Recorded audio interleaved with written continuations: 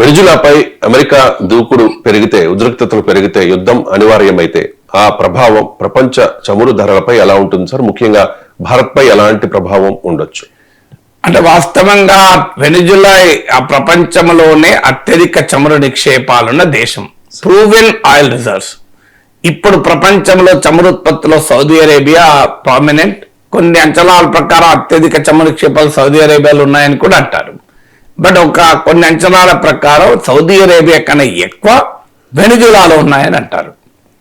But ఏదున్నా ఒకటి మాత్రం నిజం, అంచనాలు ఎటున్నా ప్రపంచంలో అత్యధిక చమురు ఉత్పత్తి దేశే 60 దేశాల్లో వెనిజులా ఒకటి.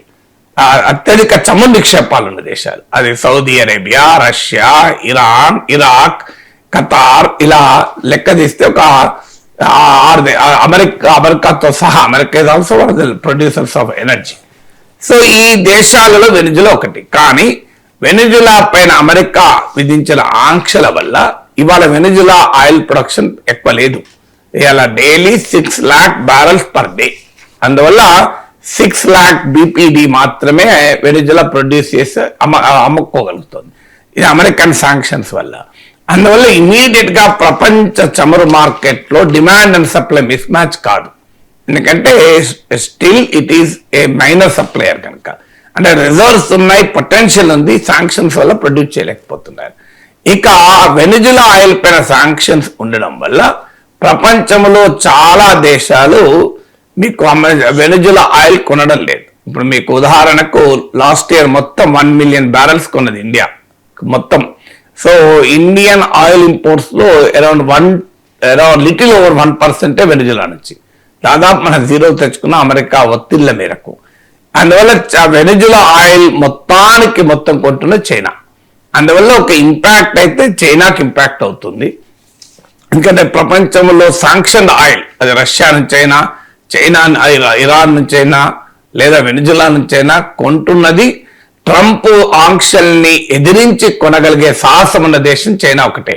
రష్యా నుంచి మనము కొంటున్నాం, కానీ ఇరాన్ నుంచి ఇండియా కూడా ఆపేసింది, దాదాపు వెనిజులా నుంచి కూడా ఆపేసింది. రష్యా నుంచి తగ్గించుకోమని అమెరికా ఒత్తిడి చేస్తుంది. అందువల్ల చైనా ఒక్కటే అమెరికన్ ఆంక్షల్ని లెక్క చేయకుండా కొంటూ ఉన్నది వెనిజులా ఆయిల్. అందువల్ల ఇమీడియట్ గా ప్రపంచ ఆయిల్ సప్లైను తలకిందులు చేయదు ఇది. ఎందుకంటే బికాస్ వెనిజులా ఆంక్షల వల్ల ఎక్కువ ఆయిల్ ప్రొడ్యూస్ చేయలేకపోతుంది. కానీ ఆయిల్ మార్కెట్ కూడా చాలా speculative market. So any geo political tensions కు బాగా సెన్సిటివ్ గా ఉండే మార్కెట్ ఆయిల్ మార్కెట్. అందుకే ఎప్పుడైతే వెనిజులాను నౌకా దిగ్బంధం నావెల్ బ్లాకేడ్ చేసిన వార్తలు వచ్చాయో నిన్న, వరల్డ్ ఆయిల్ ప్రైసెస్ 2.5% పెరిగాయి. 2.5% పెరిగాయి. అయితే ఫార్చునేట్లీ వరల్డ్ ఆయిల్ ప్రైసెస్ ఇప్పుడు చాలా తక్కువ ఉన్న పీరియడ్లో ఉన్నాం. మీకు అప్పట్లా ఇరాక్ యుద్ధము సమయంలో వచ్చినంత ఆయిల్ షాక్ లేదు. ఎందుకంటే ఇప్పటికే $100 పర్ బ్యారల్ ఎక్కడైనా ఎబో ఉండుంటే ఓ చిన్న స్పైక్ కూడా చాలా ఇబ్బంది పెట్టేది. కానీ ఇప్పుడు 60, 60, 70 బ్యారల్స్ పర్ డే రేంజ్ లో ఆయిల్ ట్రేడ్ జరుగుతోంది. మీకు 2013లో అంటే యూపీఏ ప్రభుత్వ చివరి దశలో $140 పర్ బ్యారల్ ఉండే 2012 and 13లో. అది తగ్గుతూ నరేంద్ర మోడీ ప్రైమ్ మినిస్టర్ అయ్యే టైంకి $108 పర్ బ్యారల్ అయింది. సో మోడీ అధికారంలోకి వచ్చి, మోడీతో సంబంధం లేదు, పీరియడ్ ప్రపంచ పరిణామాల వల్ల ఇవాళ $60 to $70 పర్ బ్యారల్ రేంజ్ లో ట్రేడ్ జరుగుతుంది. అందువల్ల ఈ స్పైక్ 2.5% స్పైక్ ఉన్నా it doesn't make things worse. ప్రపంచంలో వెంటనే ఆయిల్ షాక్ ఇది కారణం కాదు. అందుకే ఏంటంటే వెనిజులా ఇదే శాంక్షన్స్ వల్ల ఎక్కువ ప్రొడ్యూస్ చేయదు కనుక అది కూడా ఒక చైనాకి ఇంపాక్ట్ తప్ప వేరే వారికి పెద్దగా ఇంపాక్ట్ లేదు. ఇండియాకు పెద్దగా ఇంపాక్ట్ లేదు. మన లిటిల్ ఓవర్ 1% మాత్రమే మన ఆయిల్ ఇంపోర్ట్స్ లో వెనిజులా కాన్స్టిట్యూట్స్. అందువల్ల అది పెద్ద ఇష్యూ కాదు వరల్డ్ ఆయిల్ ప్రైసెస్. కానీ ఈ జియో పొలిటికల్ టెన్షన్స్ వల్ల మీకు ఆల్రెడీ ఒక వెనిజులా అనే ప్రాబ్లం లేదు కదా. మీకు ఆల్రెడీ రష్యా ఉక్రెయిన్ వార్ ఉంది. రష్యా ఇది one of the leading producers and exporters of oil. Russian oil పైన తీవ్రమైన శాంక్షన్స్ ఉన్నాయి. ఇటీవల Russian top oil companies Rosneft and Lukoil పైన అమెరికా తాజాగా ట్రంప్ ఆంక్షలు విధించాడు. రష్యా ఎక్స్పోర్ట్ చేసే ఆయిల్లో 50% ఈ రెండు కంపెనీలే చేస్తాయి. రోజ్నెఫ్ట్ అండ్ లుక్ ఆయిల్ అనే కంపెనీలే చేస్తాయి. అందువల్ల ఆల్రెడీ శాంక్షన్స్ రష్యా పైన ఉన్న నేపథ్యంలో ఇది జరుగుతుంది. ఇరాన్ పైన అమెరికా శాంక్షన్స్ ఉన్నాయి. Iran is one of the major producers of oil. అందువల్ల వెస్ట్ ఏషియాలోను, యురేషియా, రష్యాలోను ఆయిల్ ప్రొడ్యూసర్ రీజన్స్ పైన జియోపొలిటికల్ టెన్షన్స్ ఉన్నాయి.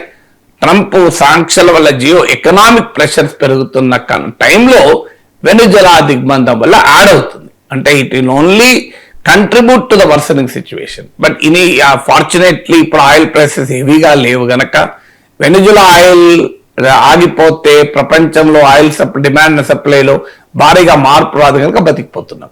అది కాక ప్రపంచంలో ట్రంప్ ట్రేడ్ శాంక్షన్స్ వల్ల గ్లోబల్ జీడిపి ఇంపాక్ట్ అయ్యింది. అంటే ప్రపంచంలో మందకొడిగా ఆర్థిక వ్యవస్థ అభివృద్ధి చెందుతోంది. ప్రపంచ ఆర్థిక వ్యవస్థ మందకొడిగా ఉన్నప్పుడు, అంటే డాంపెండ్ ఆర్ స్లగిష్ గ్లోబల్ గ్రోత్ ఉన్నప్పుడు ఆయిల్ డిమాండ్ తక్కువ ఉంటుంది. అంటే సంపద ఆదాయాలు పెరుగుతుంటే ఆయిల్ డిమాండ్ పెరుగుతుంది. ఇప్పుడు ఉదాహరణకు మనమే ఉన్నాం. నేను 2003 వరకు బస్సుల్లో తిరిగాను. నేను వాడిన ఆయిల్ పర్ క్యాపిటల్ ఆయిల్ ఎంతో తక్కువ. 2003 తర్వాత నేను కారులో తిరుగుతున్నాను. నా పర్ క్యాపిటల్ ఆయిల్ పెరిగింది కదా. ఇలా మీరు బండి మీదే తిరుగుతున్నారు. మీకు మీ బండి 60 కిలోమీటర్లు వచ్చింది అనుకోండి, మీరు పర్ క్యాపిటల్ ఆయిల్ తక్కువ ఉంటుంది. రేపు మీరు కారు కొన్నారనుకోండి, కారులో తిరుగుతున్నారు అనుకోండి, మీరు రోజు కారులో ఆఫీస్కి వచ్చారనుకోండి, మీకు అది 15 16 వస్తుంది. ఏకంగా మీ ఆయిల్ కన్సంప్షన్ 4 times పెరుగుతుంది. సో అంటే ఒక వ్యక్తి జీవితం కానీ, ఒక సమాజ జీవితం కానీ, ప్రపంచం కానీ ఎకనామిక్ గా గ్రోత్ బాగుంటే, అంటే మీకు మీ ఆదాయం రెట్టింపైంది అనుకోండి, మీరు వెంటనే బండాల పడేసి కారు కొనేసుకుంటారు కదా. ఆల్రెడీ కారు కొంటారు, ట్రై చేస్తున్నారు కదా. సో మీరు బండి కారు కొనడంతో మీ ఆయిల్ కన్సంప్షన్ పెరిగిపోతుంది. అంతకుముందు మీరు లీటర్ ఆయిల్ వాడేది 4 లీటర్ల ఆయిల్ వాడతారు. ఎందుకంటే మీ బండి, మీ మోటార్ సైకిల్ 60 కిలోమీటర్స్ ఇస్తుంది పర్ లీటర్. కానీ మీ కార్ ఎంత ఇస్తుంది? 15-16 కన్నా ఎక్కువ ఇవ్వదు.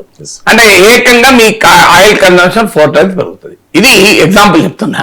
సో అందువల్ల ప్రపంచ ఎకానమీ బాగుంటే ఆయిల్ కన్సంప్షన్ పెరుగుతుంది. ప్రపంచ ఎకానమీ వీక్ ఉందనుకో ఆయిల్ కన్సంప్షన్ తగ్గిపోతుంది.